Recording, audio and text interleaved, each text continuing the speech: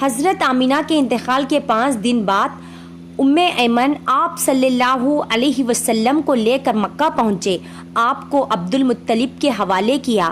آپ کے یتیم ہو جانے کا انہیں اتنا صدمہ تھا کہ بیٹے کے وفات پر بھی اتنا نہیں ہوا تھا۔ عبد المطلب کے لیے کعبے کے سائے میں ایک قالین بچھایا جاتا تھا، وہ اس پر بیٹھا کرتے تھے۔ ان کا احترام اس قدر تھا کہ کوئی اور اس قالین پر بیٹھتا نہیں تھا، چنانچہ ان کے بیٹے اور قریش کے سردار اس قالین کے چاروں طرف بیٹھتے تھے، لیکن رسول اللہ صلی اللہ علیہ وسلم وہاں تشریف لاتے تو سیدھے اس قالین پر جا بیٹھتے۔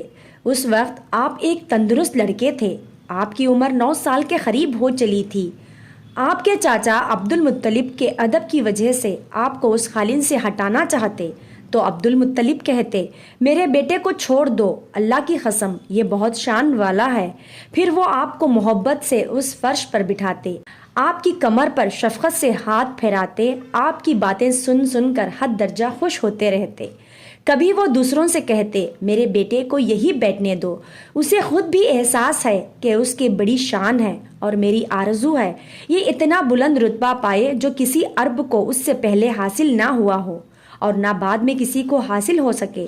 ایک بار انہوں نے یہ الفاظ کہے، میرے بیٹے کو چھوڑ دو، اس کے مزاج میں طبی طور بلندی ہے، اس کی شان نرالی ہوگی۔ یہاں تک کہ عمر کے آخری حصے میں حضرت عبد المطلب کی آنکھیں جواب دے گئی تھی، آپ نبیانہ ہو گئے تھے۔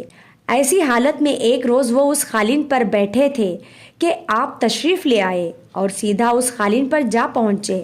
ایک شخص نے آپ کو قالین سے کھینچ لیا، اس پر آپ رونے لگے۔ آپ کے رونے کی آواز سن کر عبد المطلب بے چین ہوئے اور بولے، میرا بیٹا کیوں رو رہا ہے؟ آپ کے قالین پر بیٹھنا چاہتا ہے، ہم نے اسے قالین سے اتار دیا۔ یہ سن کر عبد المطلب نے کہا، میرے بیٹے کو قالین پر ہی بٹھا دو، یہ اپنا رتبہ پہچانتا ہے، میری دعا ہے کہ یہ اس رتبے کو پہنچے جو اس سے پہلے کسی عرب کو نہ ملا ہو اور اس کے بعد کسی کو نہ ملے۔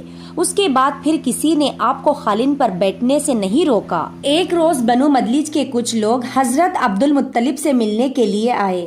ان کے پاس اس وقت آپ صلی اللہ علیہ وسلم بھی تشریف فرما تھے۔ بنو مدلج کے لوگوں نے آپ کو دیکھا، یہ لوگ قیافہ شناس تھے، آدمی کا چہرہ دیکھ کر اس کے مستقبل کے بارے میں اندازے بیان کرتے تھے۔ انہوں نے عبد المطلب سے کہا، اس بچے کی حفاظت کرے، اس لیے کہ مقام ابراہیم پر جو حضرت ابراہیم علیہ السلام کے قدم کا نشان ہے، اس بچے کے پاؤں کا نشان بالکل اس نشان سے ملتا جلتا ہے۔ اس قدر مشابہت ہم نے کسی اور کے پاؤں کے نشان میں نہیں دیکھی۔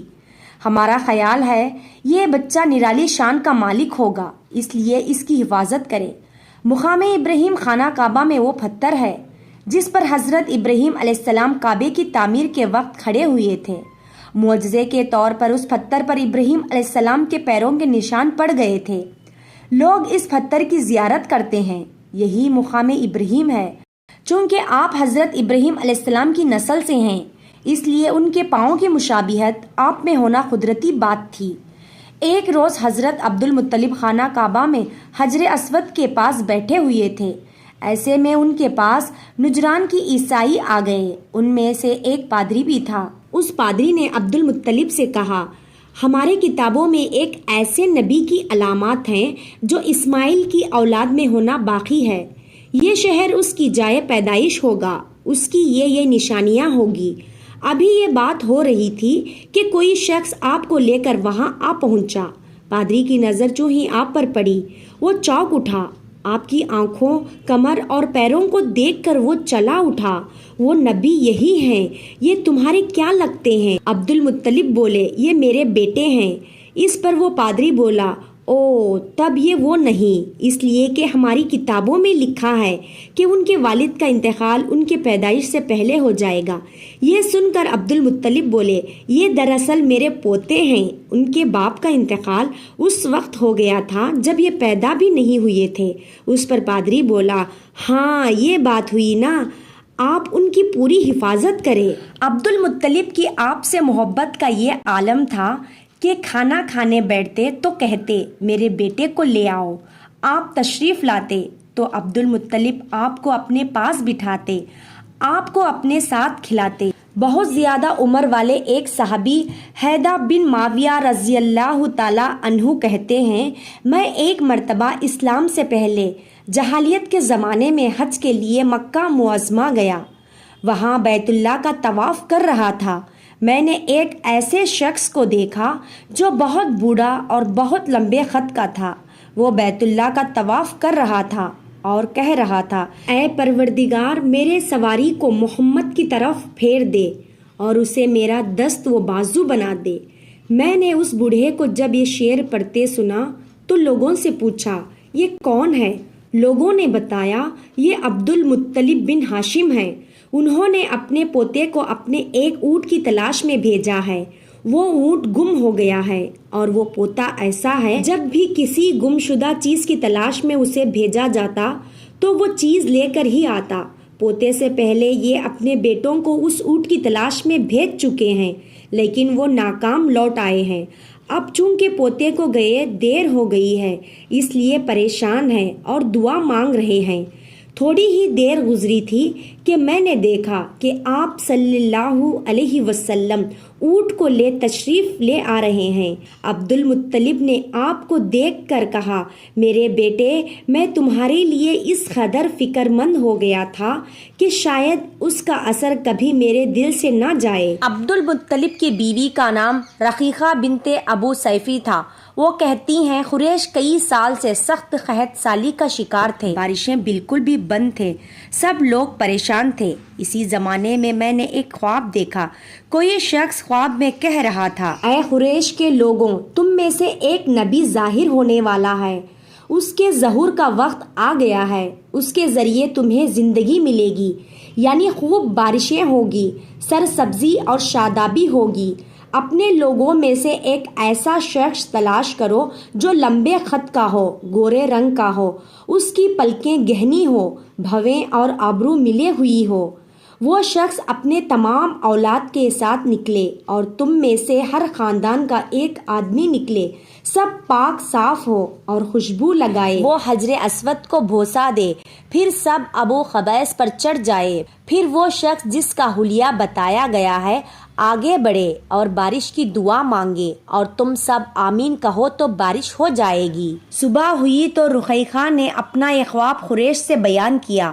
انہوں نے ان نشانیوں کو تلاش کیا تو سب کے سب نشانیاں انہیں عبد المطلب میں مل گئے۔ چنانچہ سب ان کے پاس جمع ہوئے، ہر خاندان سے ایک ایک آدمی آیا، ان سب نے شرائط پورے کیے۔ اس کے بعد سب ابو قبیس پہاڑ پر چڑھ گئے۔ ان میں نبی کریم صلی اللہ علیہ وسلم بھی تھے۔ آپ اس وقت 9 عمر کے تھے۔ پھر عبد المطلب آگے بڑھے اور انہوں نے یوں دعا کی، اے اللہ، یہ سب تیرے غلام ہیں، تیرے غلام کے اولاد ہیں، تیری باندیاں ہیں اور تیری باندیوں کی اولاد ہیں۔ ہم پر جو برا وقت آ پڑا ہے تو دیکھ رہا ہے، ہم مسلسل قحط سالی کا شکار ہیں۔ اب اونٹ، گائے، گھوڑے، خچر اور گدے سب کچھ ختم ہو چکے ہیں اور جانوروں پر بن آئی ہے، اس لیے ہماری یہ خشک سالی ختم فرما دے، ہمیں زندگی اور سرسبزی اور شادابی عطا فرما دے۔